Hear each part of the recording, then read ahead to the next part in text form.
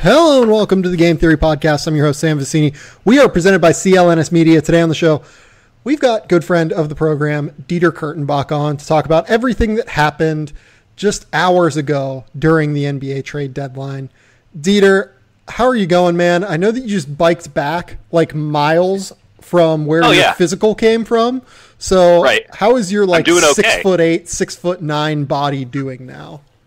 Listen, I don't think that if I were to have been traded today, I don't think I would have passed my physical, an NBA-style physical, given like my torn rotator cuff and the fact that I got a messed up back from being giant and fat. All this stuff, physical went fine. The bike riding's fine. This is the beauty of moving back to Oakland. I couldn't ride my bike anywhere when I was living in LA. I got to see you more often, or at all. But I couldn't ride my bike anywhere because it's LA. Here, I can ride my bike. I can get places faster on my bike than if I were to drive my car. So I'm loving it. I'm back on Frank, my bike, and just couldn't be more thrilled. You named your bike? I'm a weirdo. Let's just move on. Why Frank? There's a very good reason for this. I'm not going to expose myself as the super cycling nerd that I am. Oh my god! I'm not going to do it. Are you just about to be out here watching the fucking Tour de France? I watch the Tour de France in its entirety live every year. And I ride my bike on the entire time. I have a trainer, which is like a hamster wheel for bikes, and I ride my bike while I watch the Tour de France. Oh my god. Y'all are missing out, man. You want to talk about... Listen, we can talk about this shit sport we call basketball, but if we want to get into some deep cycling talk and what Peter Sagan is going to do this year in the Grand Classics, then we can really get into some real sport. I haven't even gotten a chance to watch curling yet with the Olympics, so my body is ready. My body is so ready for curling. I am ready. Let's talk about the NBA trade deadline. I think that we have to start with what the Cavaliers did. That's probably the most interesting jumping point, at least. I do want to talk about some of the lack of action. Yeah, I think that some of the... You think that the Cavaliers trading away half of their team at the trade deadline is a good place to start, Sam? Okay, I may have undersold it a little bit. Just a little bit. Okay. Just want to make sure that we're on the same page that today, for at least one team, was fucking insanity. So the Cavaliers trade half their team. They... First, not even hyperbolically. They literally traded half of their team. I want to make that clear. They literally went full on, bored at 2 a.m. on 2K and just said, fuck it, everybody's just trade half the team. And they ended with signing Kendrick Perkins. Which, I mean, oh, God bless this league. Let's start with the Lakers trade. That happened first. This is just a regular two-team trade. The Lakers traded... This is the normal one. The Lakers traded Jordan Clarkson and Larry Nance to the Cavaliers.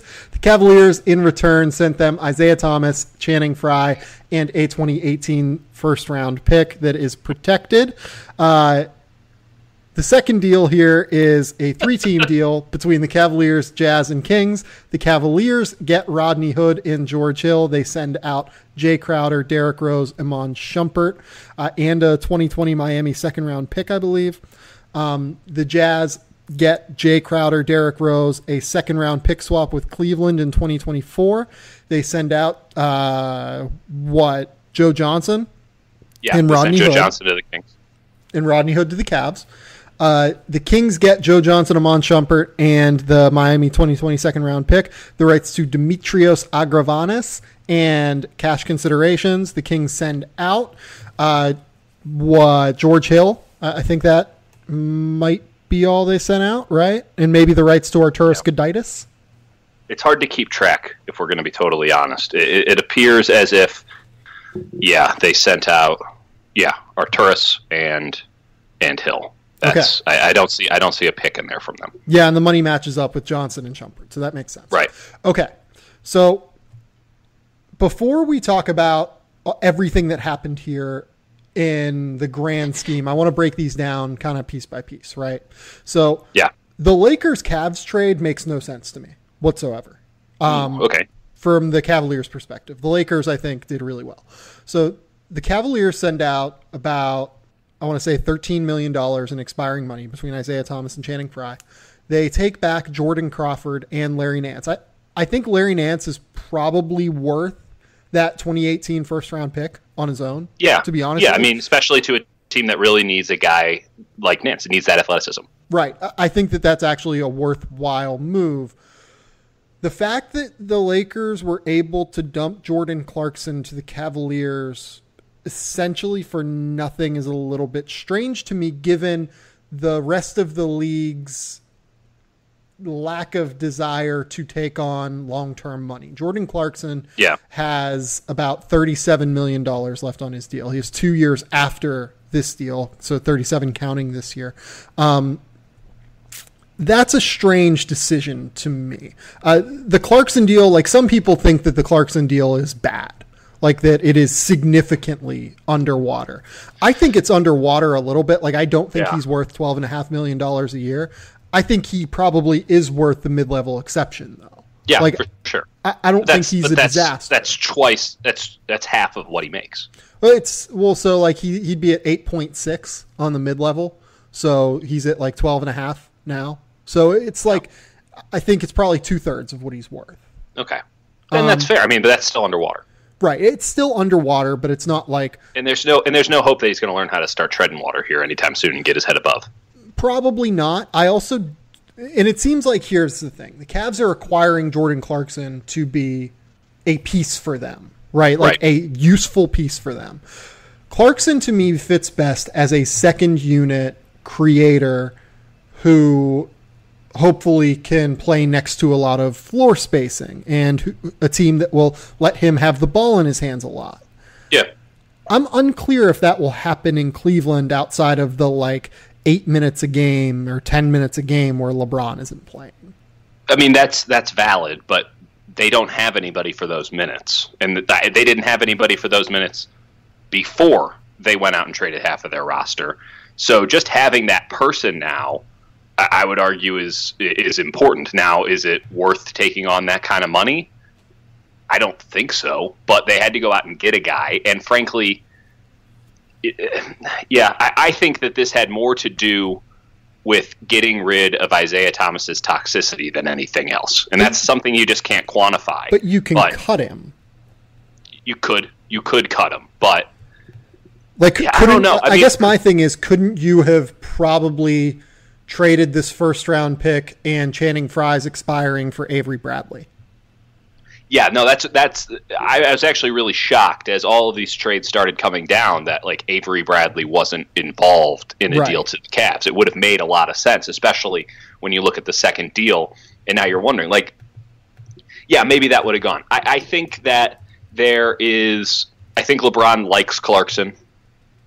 That would be my guess, that LeBron likes Clarkson and thinks that he's been miscast and that he can give something a little bit more, that he can tutor him in the way that he's tutored some other wayward scorers that didn't want to put too much effort in on the defensive end. Not that LeBron's a great guy to teach that, but here we are.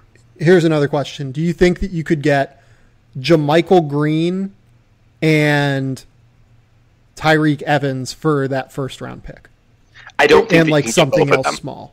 I don't think you can get both of them. I think Evans, they were asking. I mean, to my knowledge, they were asking for a first round pick for Evans straight up. Right, and no one was giving it though. So, and not just that, I think that they were looking for a good one, a halfway decent one, which I guess the Cavs might have. We will find out.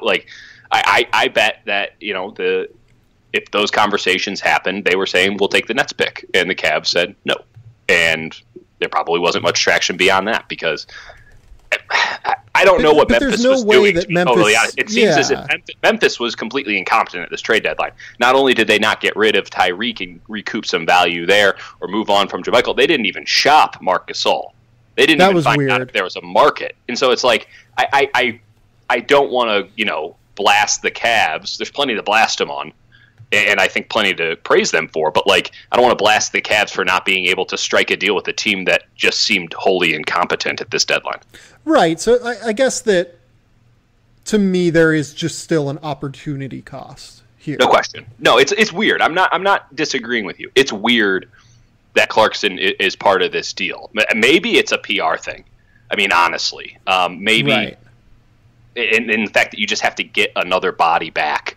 And at a certain juncture, when you look at sort of the day as the whole and what the Cavs were able to do, I mean, you don't just turn over half of your roster in a day unless you have serious problems. We all knew that the Cavs had serious problems, and I think they addressed them. But you look at how they have taken on a lot of money. And I think that does a pretty nice job in setting them up for if LeBron leaves, even though they basically just set up the Lakers to go get him. Right. That's the other part of this deal, too. Let's get into that, because that's the juicy stuff. So by getting rid of Jordan Clarkson and taking on 2 deals that are expiring this summer, the Cavs basically gave the Lakers a first-round pick to clear all of the salary cap space they need to sign 2 max contracts. Yeah. That's a bizarre decision to me. So I think that when you just do the math right there, and I think I'm picking up what you're laying down here, is either the first-round pick shouldn't have been involved here or Clarkson shouldn't have been involved. But to give them both up and, for Nance and to give up, what they gave up just doesn't make much sense. Well, I would imagine that the only way the Lakers were trading Larry Nance was if they could involve Jordan Clarkson. So why is the first-round pick in there? Because they probably said, hey, well, yeah, I don't know why the first-round pick's in here. That's my thing. And I was going to try and... You're only going to trade Nance if you get the first-round pick. Well, then why the hell's Clarkson in there? Right. It's a bit bizarre. I would have to think that it's a little bit more PR, or at just a certain juncture of we're going to need a goddamn body. And Jordan Clarkson at $12 million a year is better than any guy we can pick up off the scrap heap, because we're just wheeling and dealing and things are fast and we don't know how much roster space we're going to, we don't know what our roster is going to look like in 5 hours. Here's my next case, though. So I guess that they did a solid to Dwayne Wade, right? Like they traded Dwayne back to the Heat for a second-round pick. Sure. I think that it seemed like Dwayne wanted to go back to Miami with Gabrielle Union. Let's just put it in this perspective. Let's just call it, because we don't know why Clarkson fits into this Lakers trade. Let's just say it's Clarkson for Wade straight up, because that's effectively what it is. Right. They're replacing Wade with Clarkson. They gave up a heavily protected 2024 second-round pick in exchange. They got nothing back. They just gave Dwayne Wade to the Heat, which normally would be a monumental thing, but we're not even going to talk about it for maybe a minute or two. But no. Clarkson, I actually want to talk about it now, because but like Clarkson for Wade would be a good deal, and if that costs, I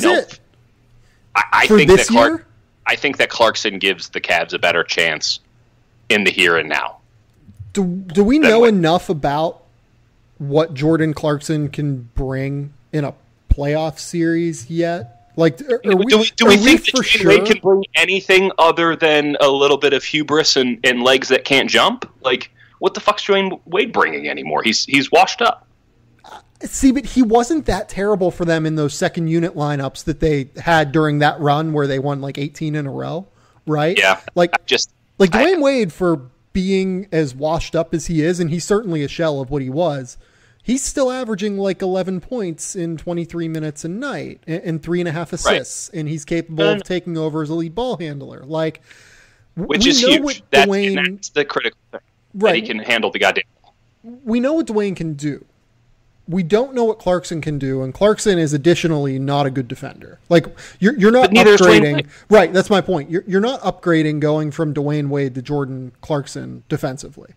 Yeah, you're getting a little bit of an upgrade offensively. Is that worth, $9 million or whatever? Yeah, no, but to me it's not. Like, to me it's not worth. No, it isn't. There's no question that it isn't. But at least you can justify it a little bit more, because it's not $12 million versus nothing. It's $12 million versus Dwayne Wade's minimum contract. Yeah, I guess. To me, if I'm looking at this as a last-ditch effort, basically, to keep LeBron James in Cleveland, right? I'm not 100% clear that this makes them better. That trading Clarkson for Wade in that role makes them better. Okay, that's fair.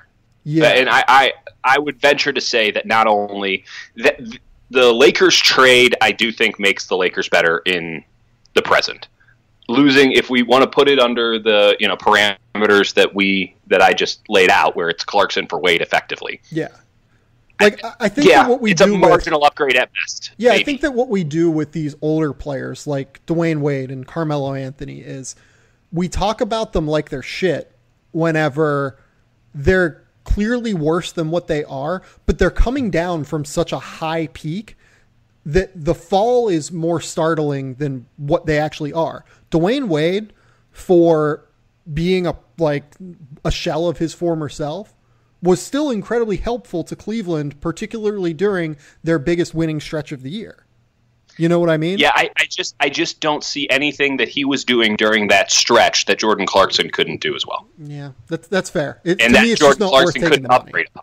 Yeah, I agree with that, but at a certain point, you're so far in debt, you might as well try to buy your way out of it. Like that's where the Cavs are. Like, what the fuck's another? I mean, they're already losing money. They're losing money no matter what they do. And if LeBron leaves, the entire franchise is totally fucked. But we'll get to that in a second, though, because I think it's worth discussing now the second part of this trade, where the Cavaliers get Rodney Hood and George Hill for Jay Crowder, Derrick Rose, and Amon Shumpert, basically. And a couple ridiculous second-round picks that we'll never remember in a million years. Sure. I think that there's a relatively decent chance that Arturas Gudaitis is more valuable than the 2024 second-round pick swap that the Jazz got in this deal. Okay. If we ever talk about Arturas Gudaitis again on this show, I would be shocked. Probably. But hey, Arturas Gudaitis, pretty fun dunker. Not going to lie to you. 6'10" guy from what is it? Lithuania or Latvia? I can't remember. There it is. Yeah. So is he a big baller? This trade is highway robbery by the Cavs. I agree generally with that. I will say this: it's a very, very good deal for the Cavs. Like Jay Crowder, Derrick Rose, and Amon Shumpert, all guys who are negative players for this Cavs team, and you turn them into Rodney Hood, who has still a lot of potential, I would argue, and can give you something today, and George Hill, who's pretty damn good. Okay, so here's my counter argument to this. Jay Crowder, this is selling low on Jay Crowder, unquestionably, right? Not apparently. I mean, if you were to say Jay Crowder for George Hill, I'd be like, you need to sweeten that pot and give me something other than Jay Crowder. Well, we'll talk about that with the Jazz, because the Jazz essentially dealt Rodney Hood for Jay Crowder. Right. That doesn't make any sense to me either. It doesn't make a ton of sense to me. I think it's selling. I think it's buying low as opposed to selling low. I think that the Cavs got better value than they should have expected out of Jay Crowder here. That's fair. That's a really good point, actually. But Jay Crowder, a problematic defender due to his size, but still a guy who's at least an average defender for that Cavs team with potential to be more. Correct? Sure. Yeah, we've seen it. I thought he was going to be great. I thought that was going to be a great pickup. Now, I didn't think that justified the Kyrie trade or whatever, but I thought that was a little bit better than maybe people were giving him credit for. He was a really good defender, I thought, with the Celtics, and he has not looked anything like that in Cleveland. And I'm interested to see if he can ever even get back to a percentage of that. So, Amon Shumpert, a good on-ball defender and athlete who can at least switch on to different player types. He's probably a little bit overrated defensively, but he's still useful in that role. Correct? Yeah, he's an NBA player. Yeah, and particularly because of his defense. Jordan Clarkson, we've already mentioned, not a good defender. Larry Nance, I think, is actually a pretty good defender, having seen him quite a bit out there. I like Larry Nance. Yeah, and I like Larry Nance's potential as well. So the Cavs get Rodney Hood, and they get George Hill. Rodney Hood has never been a good defender in his career. George Hill has been really bad this year. Was not great last year for Utah either defensively, kind of sneaky. That's true. Has shown the capacity to defend positively, though, in the past.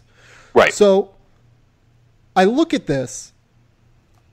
Certainly they send out Isaiah Thomas, they send out Channing Frye, both very, very negative defenders, although I think Channing Frye is still a useful player because of his floor spacing ability. I don't know that they shored up their defense at all. No. But there was no way they were going to do it. And I think that... Again, though, you could go out and get Avery Bradley and... Yeah, leaving Bradley out there is a bit strange. But I like George Hill as a defender. I still like George Hill as a defender. I don't think he's some plus guy. He's nowhere near Avery Bradley's level. He's not even in the same stratosphere. But, he's not... You can't get any worse than Isaiah Thomas. They're going to improve if they got a traffic cone instead of Isaiah Thomas, because at least the traffic cone will hold a position. Again, though, I would maintain that you can just cut Isaiah Thomas, but yeah, I understand your point. You're right that he is addition by subtraction, certainly. Right. So, okay, but like just viewing it as you're getting rid of him and you're bringing in somebody else to take his role, and that's effectively what George Hill is. Right. It's an upgrade. And it's maybe not from the Isaiah Thomas. It's certainly not from the Isaiah Thomas that we saw last year in Boston, but it is from the Isaiah Thomas that's present in the here and now at the time the Cavaliers, and how he was. I doubt that he's ever going to be 100% healthy this year. He was certainly not going to play, even if he was 125% healthy. He was never going to give you anything other than extremely detrimental defense, and he did not fit the flow of the Cavs offense at all. He's too ball dominant and he's too headstrong, right? To operate in a system with LeBron James. And you already have one. LeBron causes somewhat of that issue, right? But it's LeBron. He can do whatever the hell he wants, and you shut the hell up and let one of the greatest players of all time do what he wants to do. He's LeBron James. Isaiah Thomas felt like he was on the same level as a scorer as LeBron James. It just doesn't operate that way. If you can't respect LeBron James as a teammate, getting to see him work day in and day out, you're lost. There's no saving you. So like Isaiah Thomas has been basically making his case through the media as well, and it didn't seem like that endeared him to many of his teammates. It didn't. I mean, it's weird because LeBron is the only one who gets to make his case through the media. That's the official stance on. Right. I think that there are issues with that from time to time and the way he goes about things, but he's in some ways earned the benefit of the doubt with it. No question. I mean, listen, LeBron James is bigger than the franchise. He's the only player in the NBA who's bigger than the franchise. Right. Not even Steph Curry is bigger than the Golden State Warriors franchise, and you can directly mark Steph Curry's, arrival with the Warriors becoming the third most valuable team in the NBA. But he's not bigger because they brought in Kevin Durant. Like, the operation will still continue, not as successfully without Steph Curry. LeBron James leaves the Cavs, so we've seen it happen once. If it happens again, the whole thing goes to shit. It's the backup quarterback theory. Kevin Clark at The Ringer told me one time, I think it was Bill Polian at Colts practice, and they're like, why aren't you giving reps to Peyton Manning's backups? And he's like, listen, if Peyton Manning is injured, we're fucked. So why bother? Why practice being fucked? Yeah, no, I agree with you 100%. Let's move on to the positive aspects of this because we both agreed that generally it is a good deal. Rodney Hood is a very good basketball player. That you can just full stop say that. He's averaging like 16 points a game. He's going to hit 39% from three. He's going to provide the floor spacing. And in addition, he's actually a pretty good playmaker on the wing. Now, Agreed. I am a little bit worried that he's coming from a scheme in Utah that, relies heavily on their wings and relies heavily on those guys to create plays and sets them up for success in a pretty significant manner. Right. Cleveland's offense challenges them more. Utah challenges their wings more too, and I think that Utah, as you're going to, I imagine, say, the Cavs offense wants to, whip the ball around and go 4 out and sometimes 5 out, and there's a lot of kind of standing around, and is Rodney Hood really conditioned to do that? I would argue that because he's able to knock down open shots that he is, and that this might be easier for him, that he won't be as challenged, he won't have to do as much, and that might free him up. It also might, mess him up. We'll find out. Yeah, we'll see. I mean, in him, he's a 55.1 true shooting percentage. That's like just a hair under league average. He struggles to finish inside, but he can still create plays. Like, he is still a useful basketball player. I do think he stagnated a little bit from that 2015-16 year where everyone thought, okay, this guy might be like a future all-star.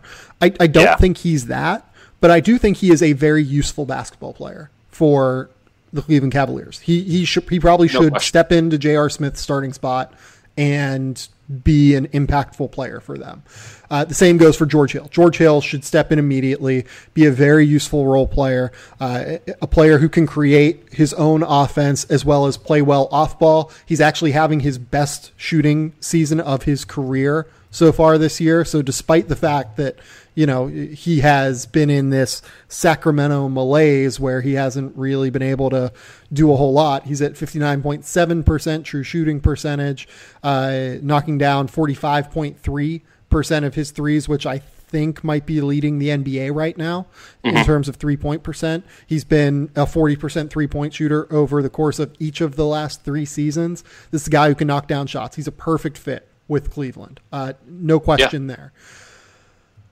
So I guess the overall overriding factor, though, is did they do enough? And that's what I come back to. So they give up quite a bit of future value with this 2018 first-round pick, right? There's a reason no one else was trading first-round picks. It goes back. They've been listening to Sam Vecini. They know how valuable first-round picks are. Right. Cost-controlled assets, especially in this marketplace, are incredibly valuable. They go get Rodney Hood, who can be a very useful piece for them for a long time. Larry Nance as well is on a rookie contract, much like Rodney Hood. They have to pay Rodney Hood this summer, though.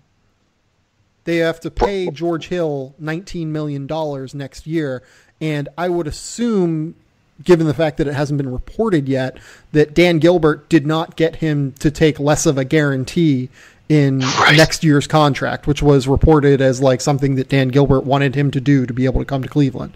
I doubt that happened. Right. Jordan Clarkson now has, like I said, like $25 million left after this season over the course of the next 2 years on his contract. So what I think Cleveland kind of did here is I think that they set themselves up better to compete in the East, but they took on an awful lot of long-term salary to probably not win the title this year. And I would guess that to get LeBron to like full stop commit to Cleveland, they probably have to win the title. Otherwise, he's probably going to go out and look at least. And if he goes out and looks, I think all bets are off in terms of what happens. I don't know what he's going to do. I think anyone who knows what he's going to do is lying. But LeBron doesn't know what he's going to do. Right. I think that's ultimately what it comes down to. I don't think LeBron has put enough thought into it yet. I think I've been told that. I mean, it's a very point blank thing. Like LeBron, some days he's like, I'm getting the hell out of here, and he's setting himself up to leave. And then other days he's like, no, I'm here, and I understand what it means to be here in the long term thing. And the whims of Dan Gilbert certainly help and hurt and hinder that. But LeBron has no idea. He when he says that he's focused on the season, like that's not entirely true, but it's not entirely false either. Right. Like he's not in courting mode. Right. So the way to think about this is so Jordan Clarkson and Amon Shumpert, they're both right around like $11 to $12 million next year. You added on an extra year of Clarkson money. Okay. George Hill, in addition, is $19 million next year. Now, they do get rid of Jay Crowder's money, which is like $7 million next year. So that's which was one of the best contracts in the NBA before he turned to shit, by the way. Right, and there's a lot going on with Jay Crowder. Like, he just had someone in his family die. You would have to hope that like he gets to a very wing-friendly situation in Utah and ends up succeeding. I think that's possible. But I think it's probable almost. Yeah, we'll find out. Play with me for a second here. George Hill, now that's an extra $12 million there. Mm-hmm. Rodney Hood is going to be in line for something like $10 million this year. So they've essentially added $22 million, I think, in long-term money, or $25 million in long-term money to not really get any better. Maybe a little bit. They got better, to be sure, so that's wrong. They got better, but did they get enough better? And in addition, they traded a first-round pick, which could have been incredibly valuable if LeBron leaves. So I think they're playing both sides of the coin at the same time. Right. I think it helps that they made these moves for this year. I just wonder at what cost. I'm worried that they didn't really... I'm sure they considered all of the alternatives, but everyone is tripping over themselves to say Kobe Altman did this incredible, amazing job. And I think he did... You know how that goes. Right. I think he did as well as he could have in a bad scenario. Maybe. We've already brought up a couple of scenarios that might have been better. Like Avery Bradley's not on the Cavs, so did he do as well as he could have done? Yeah. I don't know. I don't know what's going on with the Clippers right now. That's a good point. But like, I guess that my thing is he did fine for this year. I just would slow down on saying he did this incredible job under dire circumstances where he needed to do something or else LeBron was gone. Right. I think they did well. I don't think that we know for like this could easily backfire on them terribly when like May rolls around and they play Boston in the playoffs and Boston beats them in 7 games or something like that. Right. I'm going to take an optimistic viewpoint on it just from the sense of I agree with you that, Kobe Altman should not be inducted into the General Manager Hall of Fame after a wild trade deadline day. But, 2 things that stand out for me here is they kept the Nets pick. And that Nets pick is like 1 game away from having the best odds of being the number 1 overall pick. That's huge. Good point. And this team, as it was constructed Wednesday, was going to get rolled in the second round. I agree. Period. So you now have a team that can realistically be at least extrapolated out into the Eastern Conference champion. That's a huge deal. That is not something. I mean, it's the return on that is ginormous. And I go back to the backup quarterback thing. LeBron, we don't know one way or another if LeBron is going to leave. None of these moves, I imagine, changes how LeBron is viewing his current situation. I can tell you this: losing in the second round to like the Raptors, you have a much higher chance of losing LeBron James than if you get to the finals and you lose to the Warriors again, or the Rockets, or I don't know. I don't know anymore with what's going on in the Western Conference. But let's just presume the Warriors. Like, you have to at least get yourself there, because we saw in 2016 they just got themselves there, and then stuff happened and they won. They weren't going to get there. Period. Full stop. With the roster that they had on Wednesday. So credit to them in doing that. They had to get that done. They had no chance, I would argue, of keeping LeBron outside of loyalty, which, as we find every day in all the leaks, he was setting people up to believe that Dan Gilbert was pushing him out of town. So the loyalty thing was looking shot. Now there's a chance that they can keep him around. That's huge. And they have the Nets pick. So if he does leave anyway, they still have a pick that's going to be very high. And they were going to be deep in salary cap hell whether they made these trades or not. Like, there's no quick fix when you lose LeBron James. It's going to be slow and painful. So it doesn't matter what this money is. Like, you're right. It's stupid to take on an extra year of Jordan Clarkson.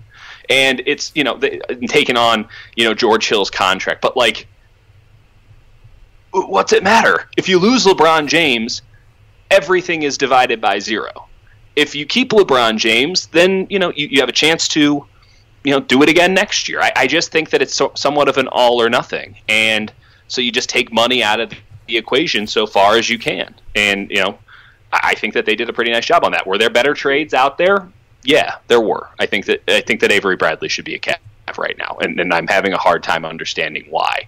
But the amount of talent that they were able to bring in, if you just sort of break down these deals and you start putting pieces together side by side and you go 1 for 1 in certain places, like, there's a lot of things that can be justified on this. So I think it's good. I just don't think that we can, go, well, did they do enough? Like, they had to be all or nothing here. And Lord knows when you trade half of your roster, you're all in. And I think that they did a pretty damn good job. Not a perfect job, not a job that really, makes me think that they can compete with Golden State at all.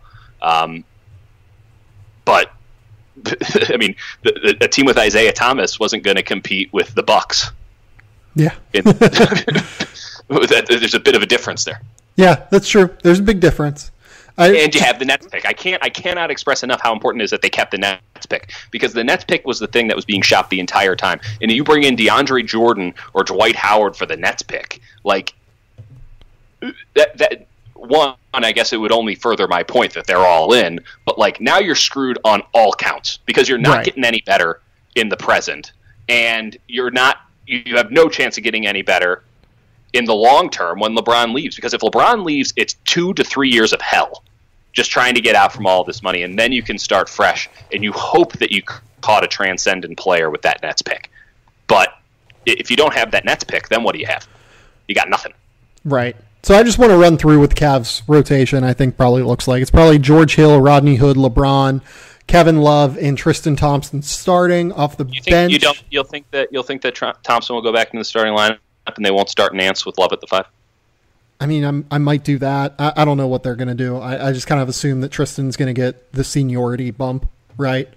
Here's the thing. I mean, the Cavs got super switchy. Like, they can switch a lot. You have now in Love, Nance, LeBron, Hood, even Hill. Like, you can switch. That's something they could not do. Like, Thomas totally fucked him in that regard. They got switchier, but they got switchier with potentially bad defenders, right? No, that's fair. Like, that's they still fair, have... At least they can run the system. Right. Like, Kevin Love is not going to be a guy you want to be switching with regularly.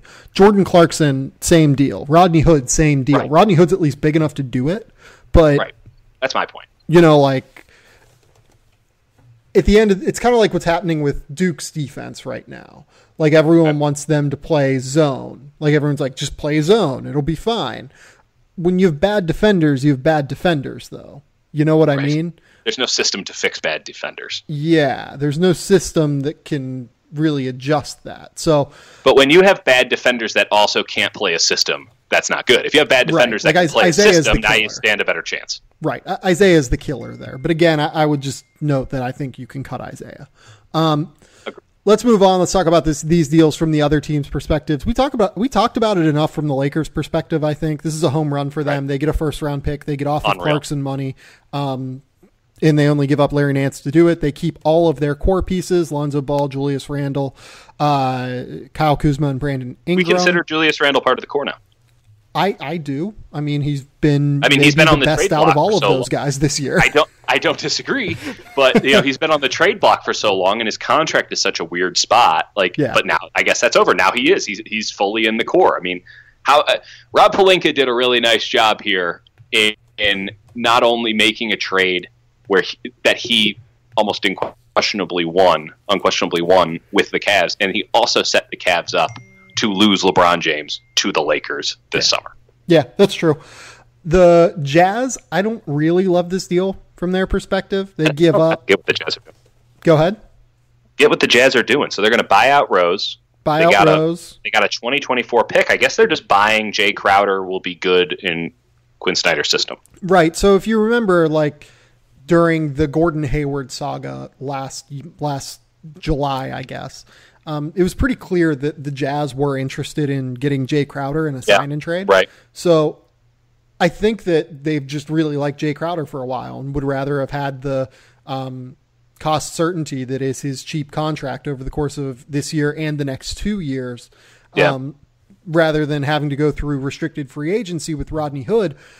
My argument there would be that I think the restricted free agency market is going to be muted this summer. Right. So I probably would have rather had Rodney Hood. But I understand that, but I probably would not have gone down that road necessarily. With the Kings, so the Kings get off of George Hill's money. They get $8 million extra in space this summer by getting Joe Johnson's expiring deal, who it seems like they're going to buy out, and he'll hit the buyout market. Iman Shumpert is probably going to lock in for that $11 million next year. They get a second-round pick for their costs. So basically, they were a third team in this to get off of George Hill's money to only get $8 million of salary relief off of that money for next year, though, and just to get a second-round pick for their trouble. It seems like they paid $8 million for a second-round pick, basically. Well, I mean, they did it. I think that they did a decent job in getting out of a problem, but it was a problem that they it's not like they landed with this bad situation. They signed George Hill to that damn contract, and they didn't keep him happy. We can wonder who's at fault in this failed marriage, but it takes two to tango, and George Hill had to have been angry about something. That organization has no direction whatsoever. So, for me to wonder what the hell's going on there is to just mention that it's Thursday. So let's mention the Kings real quick, because they made a couple of other additional moves. The Kings traded Malachi Richardson for Bruno Caboclo. Why? I'm unclear. Both teams are keeping the players. So I'm very unclear on what they're doing there. I think that they must just like Bruno. Yeah, that's exactly what the Kings need. They need another unfinished big man prospect. Right, like Bruno is like a 4 at this stage. Malachi can actually be a wing, and they need help on the wing. So I don't know why they're doing that, unless they just like Bruno more. They must just like Bruno more than Malachi. Okay, I guess. Okay. They just. Oh, Jesus Christ. So to do this deal, though, because they're sending out one guy and getting 2 guys back, they had to cut someone, and they cut 2016 13th overall pick Georgios Papagiannis. I'm sure you have something to say about this.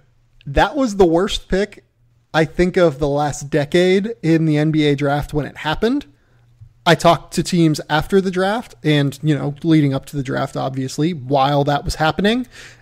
I did not talk to any other team that had him in the top 25 of their board, and they took him at 13. Additionally, that was the case whenever they had number 22, the pick they used to take Malachi Richardson. So they could have just taken someone else at 22 or at 13 and still gotten Papagiannis at 22. And I still would have thought it was a bad pick at 22 because I had Papagiannis at like 36 on my board. And yes, they took the guy who was number 36 on my board at number 13 in the 2016 NBA draft. Good stuff. I still would have thought it was a bad pick, but I'd been like, okay, they're going to stash him. They're going to keep him overseas for a year, leave him in Greece. He's at Panathinaikos. It's a great program. We'll see what happens. Then they bring him over immediately whenever they have both DeMarcus Cousins and Costa Koufos. They pissed off DeMarcus Cousins in the process because they drafted a center in the lottery, and what the hell else is DeMarcus Cousins supposed to think whenever you draft a center in the lottery? It's a dumbfounding pick on so many levels to me. It was no disagreement. I could not believe when they did it. I thought Thon Maker was a bad pick, and I was wrong about that one. Maybe we'll see. I'm still in that camp. I think I was probably wrong about Thon Maker. What I will say is I thought the Papagiannis pick was worse than I thought the Maker pick was. I at least had Maker as a first round pick. Papagiannis, I have no words, man. I don't know what Vlade was doing there. I don't know what Greek mobster outfit that he got in trouble with, but he had to have. There had to be some sort of deal there. Yeah, I don't know. I don't know what to say about that. Do you have anything else on Papagiannis? No, I'm shocked that it took this long to cut him. Arturas Gudaitis, possibly a better player than Georgios Papagiannis. I mean, what does that say? Let's move on. The Knicks, Nuggets, and Mavericks did kind of an interesting 3-team trade. The Knicks get Emmanuel Mudiay. The Nuggets get Devin Harris. The Mavericks get Doug McDermott and Portland's 2018 second-round pick. I mean, this is a fine deal. Devin Harris, I think, will steady Denver's bench, which is useful. As Matt Moore talked about on Monday on the podcast, Emmanuel Mudiay has been just awful this year and has been a significant problem for them. I mean, I still like it from the Knicks' perspective, though, of going out and just taking a shot on someone like Emmanuel Mudiay. Yeah, he's got a bunch of talent. If he doesn't pan out, oh no, we gave up Doug McDermott.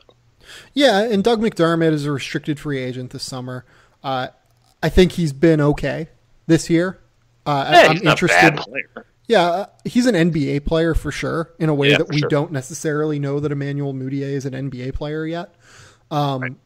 I'm interested to see him in Dallas. This is just kind of a fine deal all across the board for me. I don't really have anything else to say. I understand the Knicks taking a swing on upside while Kristaps Porzingis is out. I understand the Mavericks thinking, we could use floor spacing. We could use a guy like Doug McDermott. I understand the Nuggets just deciding, hey, we need someone to steady our bench.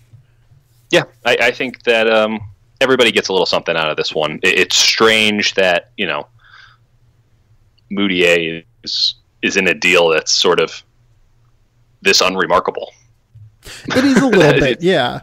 I mean, I've always been a huge fan of his game. You would think that someone else would, someone would have given up maybe a little bit more for just that potential, because it's still fairly prodigious. But you're right. And Matt is right, as he usually is. He's been hot garbage this year. Yeah. The Bulls and Pistons. The Pistons made a couple moves here, so let's just kind of get into that. The Pistons get Jameer Nelson. They give up Willie Reed, who they acquired in the trade for Blake Griffin. And the Hornets also get the right to swap second-round picks. Or the Bulls do, I'm sorry. Additionally here, the Pistons also make a move to get James Ennis. They also get, they trade out Bryce Johnson and a 2018, 2020 second round pick? Something like that. What is the James Ennis pick? Doesn't matter. Right. It's a second round pick though. I like the second deal particularly for them. I think James Ennis can actually really help them. He's athletic. He's versatile defensively. He can knock down shots. That's what they need on the wing more than anything. I don't understand Memphis at all. We're going to talk about what they're... Yeah. Let's talk about Detroit real quick because I want to talk about the inactive players in free agency next. Right. What do you think of this for Detroit? I think it makes sense. I think it makes all the sense in the world. I think this is Detroit's done really well. I think maybe they're feeling themselves a little bit after the Blake Griffin trade has looked really good in the early goings. But this is a team that was in it and they're going for it. And I'm shocked that they were able to get Ennis for that cheap. Like, just to be frank, they made some pretty nice upgrades, and they're gonna be in the thing. I don't know if they're any take the Griffin trade into account. If you look at the team on Wednesday, I don't know if they're markedly better at all than they were Wednesday as they are today, but maybe they are, and that's good enough, right? Yeah, no, I think that's fine. Yeah, they got better today. How much better? Maybe a win, but they certainly got better. And here's the thing: Stan Van sometimes just turns guys into gems. You got to kind of roll the dice with him a couple of times. He's a good enough coach to where if he gets a guy that really fits what he's trying to do, that guy can turn into Jameer Nelson. Yeah. Back when he was with the Magic, where it's just Jameer Nelson's never been that productive as he was in that system for Stan Van at that time. And Stan Van has full control over that team. If he sees a guy that he likes, it's well, shit, yeah, go for it. There's continuity throughout the organization. There's no cognitive dissonance. If Stan Van thinks that he can do something with a guy, and you can give him up you get him for next to nothing, I see no reason to say anything negative. The Hawks acquired Akaro White for Luke Babbitt to Miami, then waived Akaro White. How did we leave this until the end? Dante Cunningham to the Brooklyn Nets for Rashad Vaughn. Any interest there at all? Can you tell me who either of those players are? Dante Cunningham and Rashad Vaughn? I know, just mess with you. I was going to say, those two, they're not disasters. No, they're not. No, I know. I mean, Rashad Vaughn might not be an NBA player, but Dante Cunningham's fine. Yeah. No, whatever. It doesn't move the needle for me. So, I know. The other one we need to talk about. This is actually a significant one. Elfrid Payton to Phoenix. Yeah. Just what a terrible draft pick. I thought so at the time. Not to go full. The problem with that pick was... So I had Elfrid Payton at 22 on my board. I was not as big a fan as many NBA teams were of Elfrid Payton, which is fine. Right. I'm wrong sometimes. Totally understand that. But they also gave up an additional first-round pick to move up in trade for Elfrid Payton because it was the Dario Saric trade where the Sixers got back their original pick from Orlando that they had dealt out. So they essentially traded 2 first-round picks for Elfrid Payton, and that just didn't work. I will say that now Phoenix gets, I want to say, the second best pick out of Memphis or Charlotte. Whatever pick is the second best of those two, it's probably going to be Charlotte, obviously. So it looks like a 40th overall pick for Elfrid Payton. I actually like this deal for Phoenix. Yeah, there's nothing wrong. That's pretty good value for a guy who at least has some potential left. I'm glad that he's out of Orlando.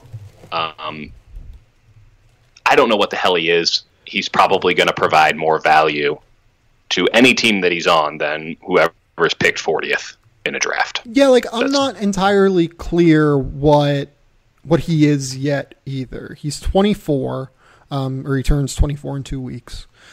He very clearly can't shoot, even though he's shooting like 37% from three this year on 1.5 attempts a game. Like he's not a shooter. What I do like is that he has improved significantly every year in his ability to finish at the rim. True. I like the fact that he is still a good passer. He is impactful defensively. I kind of think he might be a pretty good fit with Devin Booker.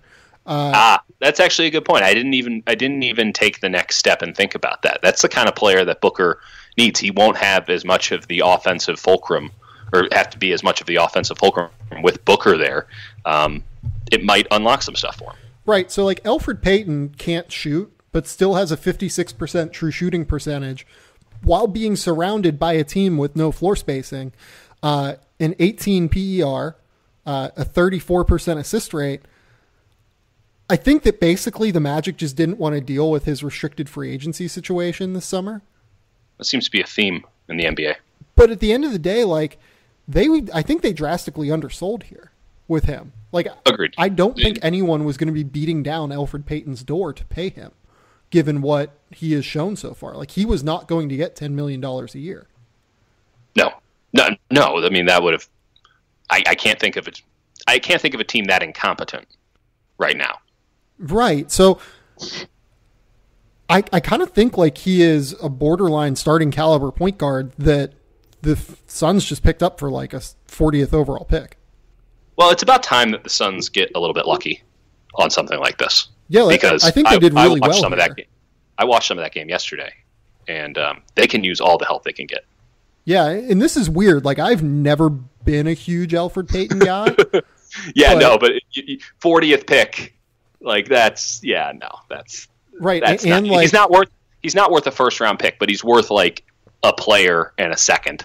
Right, and you get to test drive to see if this works for 6 months without any sort of, or I guess 4 months, without any sort of commitment after that. But you do get the chance to re-sign him. You have his team control if you really want it for the next 4 years, if you find that this works. This is an awesome deal for Phoenix, I think. This is just a really good deal. Now, the thing is, I mean, that's going into the mind frame that's taking the mindset of Phoenix likes Elfrid Payton. If you like Elfrid Payton, this is a great deal.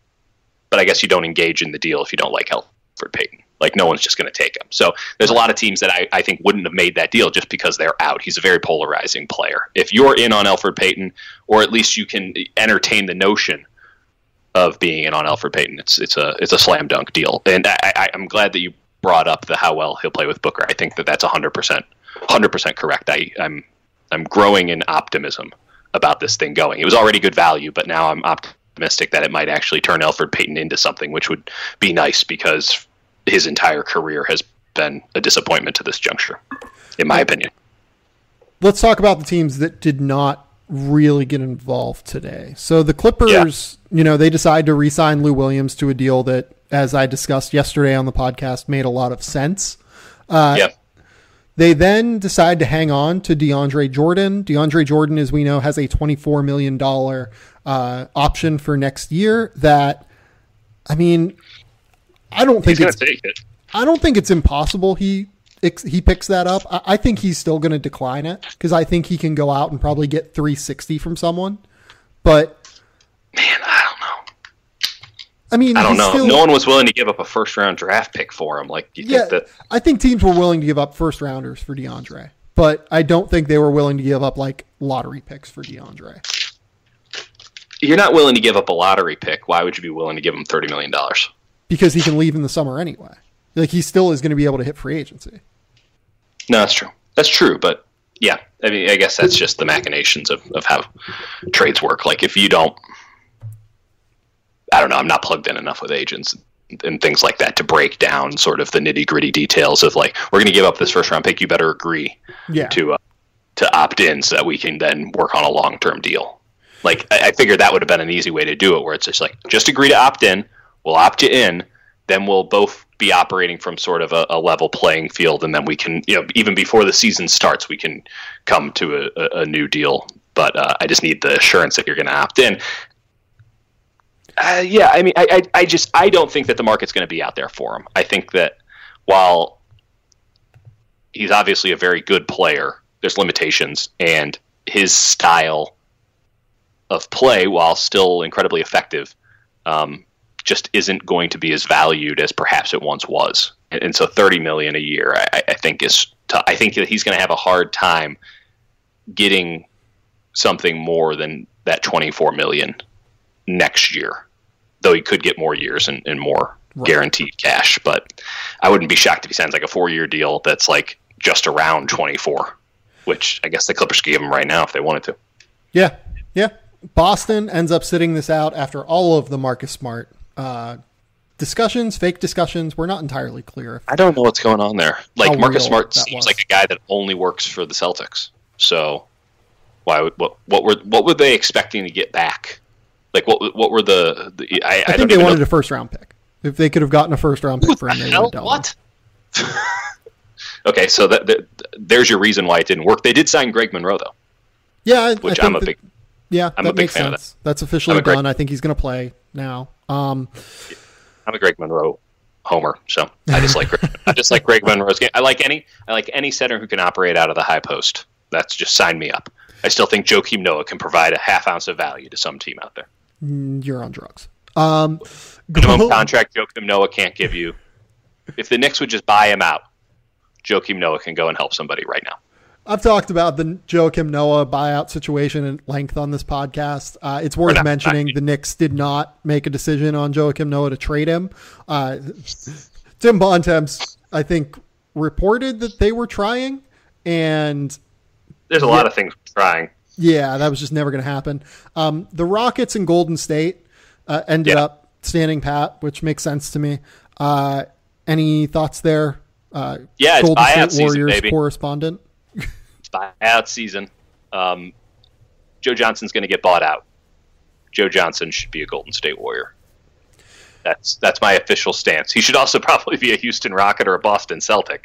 It's going to be hot and heavy, I imagine, for his services, and that does not bode all that well for Golden State. But Joe Johnson's made $210 million in his career. I think he can manage a minimum contract to go chase a ring. And particularly for a Warriors team that going into the deadline was looking to upgrade their bench and almost needs to upgrade their bench because it just isn't providing offense. And Nick Young is arguably their best offensive threat off the bench, or at least an ability to put up some actual point numbers. Getting a guy like ISO Joe would just be totally huge for that team. Andre Iguodala is regressing. Patrick McCaw is going to go to the G League. You never know what you're going to get with Young. When he's good, he's really good. When he's bad, oh my God, it's so terrible, which I guess is the Nick Young experience. Omri Caspi's made 9 3-pointers all year. And he was brought in to be a 3-point dead eye. He's made 9. They need some more offense. And do you know who my idea is for this? I'd love to hear it. Brook Lopez. Interesting. Very interesting. I think that makes sense. Stanford guy. I can find it. Yeah, I think that he could even step into the starting lineup for Zaza and probably provide similar numbers. I don't know if that's going to happen or not. I don't know if he's going to get bought out or not. He's in his last year of that contract. There's not really a reason not to buy him out. I don't think if you're the Lakers, you're not having him around next year. I don't know. We'll see. I would imagine David West has been really good for the Warriors in that second unit. He's been arguably their best bench player all year, and so that might mess that up. Where you got the one good thing, and now you're moving that out of the way to bring in something that I do agree would be quite excellent. So it would have to be almost a starting lineup move. It's a fair point. The Rockets, like you said, they're going to be a buyout candidate.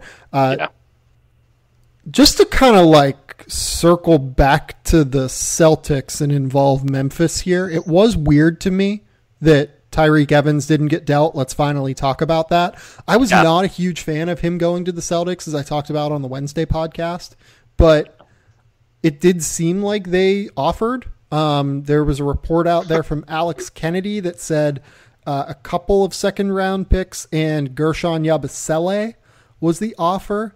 Okay. I don't know how true that is, but I don't know either. I mean, do we have any confidence that someone offered a first round pick for Tyreek Evans. No, I think they would have taken a first. I think that's exactly. I think that was the barometer. I think it was a first round pick or bust. He has, another year after this on his contract, so it has more value in that sense. I'm a little bit shocked that he didn't get moved, but it's not as if he's an expiring deal. And he has value in that regard. He's on a great deal, but he has no bird rights, so you can't go over the cap to sign him if you trade for him.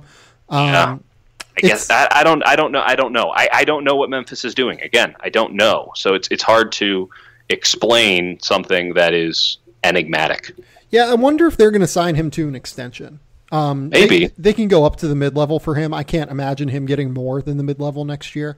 No, it would make sense for them to do that, just to kind of have another year of actual quality guard minutes with the uncertainty surrounding Mike Conley. Maybe like a 2-year extension, like that seems reasonable. Doesn't he have another year after this though? No, he's expiring. Oh, okay. I forget everything I just said. They should have traded him. Yeah, they should have traded him, or they should extend him. There's not really an in-between, I don't think. Toronto ends up not doing anything. Toronto is, I think, kind of just set as a roster. This is one of my Well, they got rid of Bebe. Bruno, not Bebe. Bruno. Oh, Jesus. Yeah, Bruno. Yeah, whatever. They got rid. I know. It's not a move. I know. Yeah, they didn't do anything, really. They could have tried to make, a pretty big step forward. Mark Stein reported that they had discussions about DeAndre Jordan, at least, which is interesting to me. Because it almost certainly would have involved them getting off of Jonas Valanciunas' money. Why would the Clippers have done that deal? I think it would have taken a third team to do it. I can't imagine the Clippers thinking that is something they want to accomplish. Someone call the Kings. Clearly they've always just been in the market for your Caucasian center. So the Raptors, I think, could have made a move, but I don't know if there was anything particularly out there that would have fit them. I mean, there's a lot of places that maybe they could have gotten a marginal upgrade and this and that, but it all comes back to what you were saying. No one wanted to give up the first round draft pick this year. I mean, no one except for the Cavs. Well, Toronto doesn't have theirs. Right, so that makes it even more difficult. But no one's moving serious, cost controlled assets. Right. And that makes it difficult. I mean, there's a lot of players out there, especially with buyout season coming, like Reek, Marco Bellinelli, Joe Johnson. Bellinelli would make sense for them, actually. Right. These are guys that are going to be available, and you won't have to give up anything. You might have to cut somebody, but you won't have to give up anything. That's huge. Yeah, no, I agree. Trying to think, is there any other team you want to talk about here? Any other random? I mean, Atlanta didn't do anything. They were in a tough spot though. I'm a little shocked that Spencer Dinwiddie didn't get moved, but that's just because I put all my eggs in that basket. I'm not surprised, but I think that was a missed opportunity by Brooklyn, to be honest. Agreed. That was a good sell high, and maybe I can see why no one would want to give up a first round pick for him, but man, I feel like you could have wedged that out of somebody. I guess if Reek does, what do you know? Who we should talk? We should talk about Memphis in regard to Marc Gasol. Yeah, what the hell? The fact that they aren't willing to even entertain offers is bizarre to me. They're in this really weird state. I understand there's a lot going on in the front office and ownership, and clearly it's a toxic situation, but they're in a very weird, we're going to be hyper loyal moment right now. They're kind of going full nationalist, and that's never a good place to be. They're trying to make Memphis great again, and it's just not working at all. They need a massive shakeup. They need somebody in there that I think they have a direction. It's just the wrong one. Yeah, which is going back. They're gonna hire Jaeger again. I don't understand how you can't even entertain Marc Gasol. I think they want to try and compete next year. I think that they believe genuinely that they can compete. Are they getting the realignment and moving to the Eastern Conference? Because I don't even know if they can compete in the Eastern Conference. I think that they believe with Mike Conley and Marc Gasol, they have two of the top 30 players in the league, and that they can fill out the fringes of the roster. I think that the Magic, no pun intended, is up. I think that they have wrung every ounce. I agree. Of water out of that rag. Yeah. No, I agree. It's worth talking about Portland real quick too. Portland did get under the luxury tax by trading Noah Vonleh to the Bulls, which I kind of like for the Bulls. I mean, I don't see how he plays. Do you? I don't know. But, I mean, like, where does he get minutes? Like, they still have Robin. They still have Lauri Markkanen. Still have Bobby Portis, obviously. Maybe he's their fourth big. Maybe. He's fine. I mean, he's actually like a sneaky, decent defender, I think. Yeah, I agree with that. So maybe he helps them. Maybe Fred Hoiberg. He's a human body. Like, Yeah, maybe Fred Hoiberg can wring some last little bit of shooting ability out of him, because that was a sneaky thing that people thought he might be able to do at some point whenever he came out of Indiana. Philadelphia doesn't do anything. What did you think of Philadelphia trying to stand pat here and move forward with their 2 top 15 picks and whatever they're going to have? Yeah, I didn't see anybody out on the marketplace that really, I thought to myself, oh, that'd be a good player to get if you're Philadelphia. Mm-hmm. I think that they like the state of their roster right now, and given how long it's been since they actually were doing anything, I think it's probably advisable to stand pat. They have to develop some actual chemistry here, and coming in and going out and getting a guy like Reek or I don't even know who else, Rodney Hood or somebody like that. I just don't see it. Those draft picks that they have coming up are going to be pretty damn valuable. There was no player on the market that I thought, oh, that's someone who's worth that at all. And the East is so chaotic right now. I just think that trying to do too much can definitely backfire when it comes to getting a playoff spot. Yeah, I mean, they're still playing the long game. It would have been nice for them to maybe get off of Jared Bayless's deal somehow. Maybe using one of those picks to get off of the Bayless deal. But they're not in a position where they have to. Yeah, right. They have their guys. They don't need to set up to get a max or anything like that. They're not. They're just trying to. It would have only been to make this team better this year. Right, and they can get rid of that in the summer.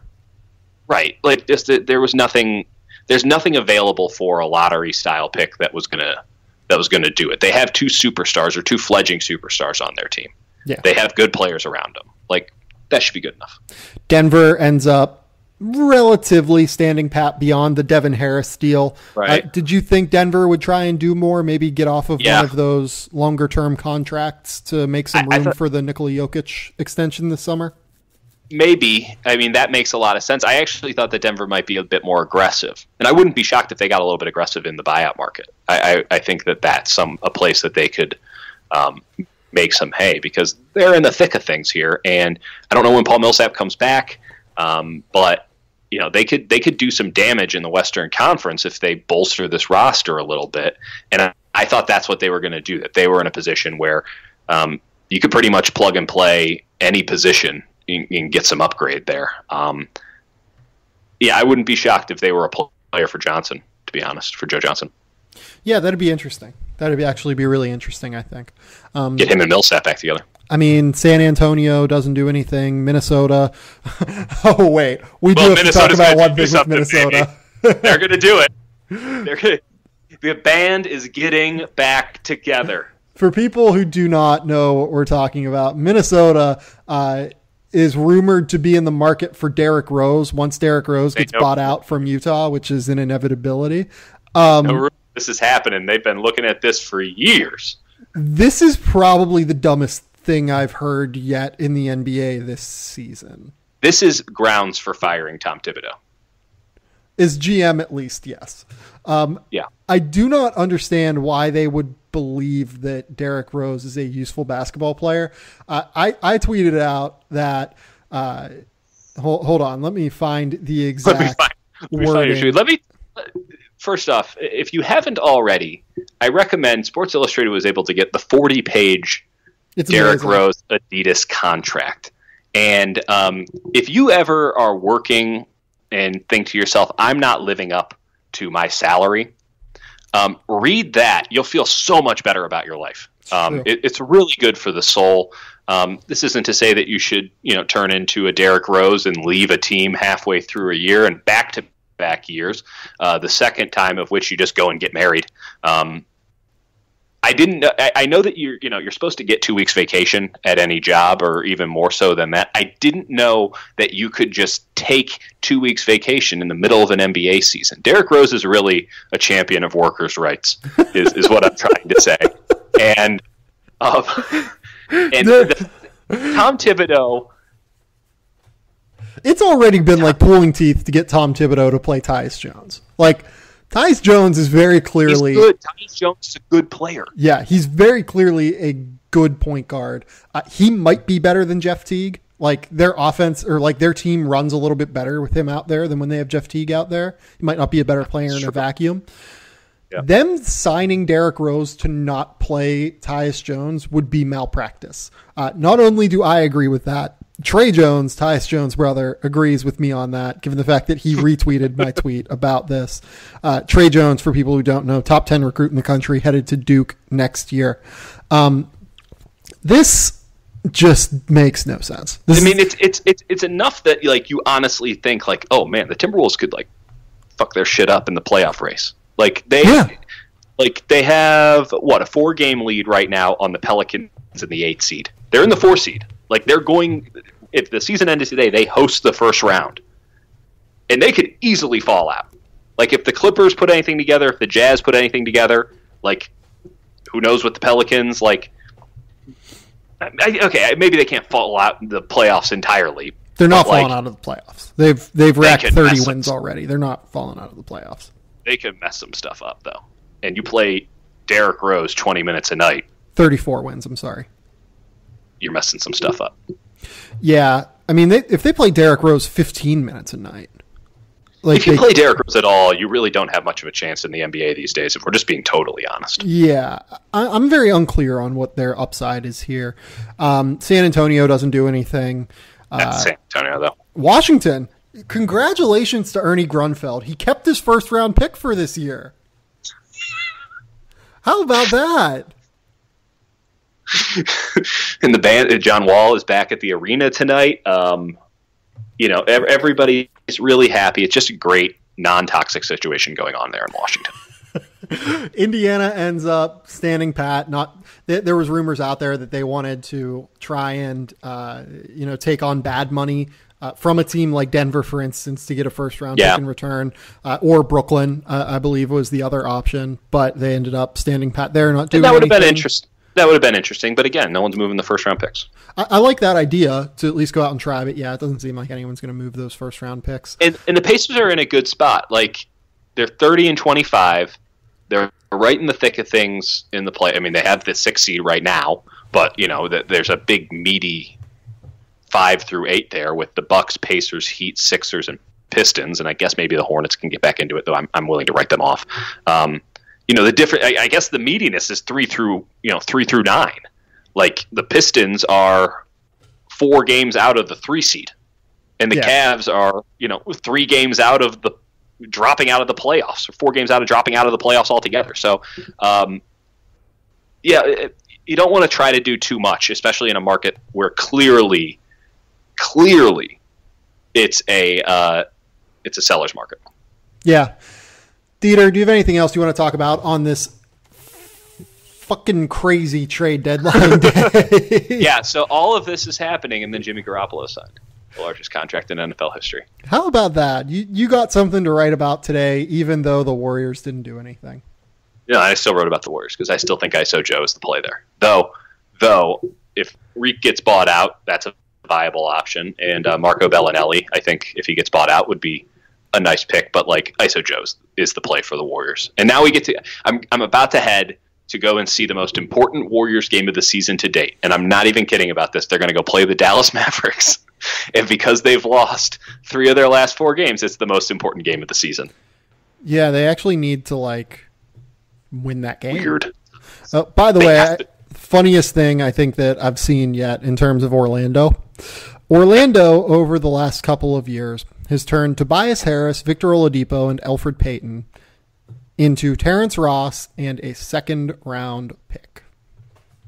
Shit. That's so much worse than the Cavaliers trading Kyrie Irving for the Nets pick Clarkson, Nance, and Rodney Hood. Yeah, it can always be worse.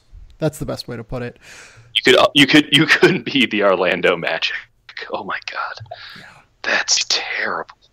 Yeah, that hurts my soul. Now I'm sad. I was having a good time, and now I'm sad. Yeah, I mean that's why they have moved on from their previous regime. Dieter, tell the people where they can find your work. Internet. It's on the internet. You can go on it and search my name. I'm the only person named when I'm named. So that's true. It would be weird if someone else was writing for the Mercury News and the Bay Area News Group and on my Twitter account at D Kurtenbach under my own name. But 16-letter names are always tough. If you go on legally, it's what is it? Jesus, it's 18. Dietrich legally. Yeah. But I'm gonna go back to thinking about cycling, and we'll talk again. I don't know what is wrong with you with the cycling. You can subscribe to the Game Theory podcast on iTunes, so much wrong. SoundCloud, Google Play, Android, Spotify, Pocket Casts. I learned something new this week. That Pocket Casts. I love Pocket Casts. Do you? I subscribed to this on Pocket Casts. Do you really? I switched. I was an Overcast guy, and I switched to Pocket Casts, and I couldn't be happier. Can you explain to me what Pocket Casts is and why it's better than iTunes? No, it can do the speed up a lot easier. I can do a custom speed up because I like to listen to it too. It's just a nice layout, and it's pretty damn clean. I would recommend Pocket Casts to all of your listeners. Interesting. Well, we're up on Pocket Casts. In terms of work that Clearly, I've done, I'm looking at it. In terms of work I've done this week, a couple of podcasts finally launched. The Fieldhouse podcast over at my place of employment, The Athletic. Go subscribe over there if you care about college basketball at all. Wrote about Purdue and Isaac Haas. Wrote about Virginia and their stifling defense that is on pace to literally break records in college basketball this season. And then tomorrow on Friday, I will have a top 100 NBA draft prospects board out. Sneak peek. DeAndre Ayton is number 1. No changes there. No need to read it. No need to read it. No, I'm kidding. Please go read it. Please subscribe to The Athletic. Keep me employed over there. I really enjoy getting paid. So that's always nice. Until next week, though, I think that's all I got. I think. Something crazy is going to happen tomorrow, man. Yeah, no doubt. Until next time, we'll talk soon. Bye.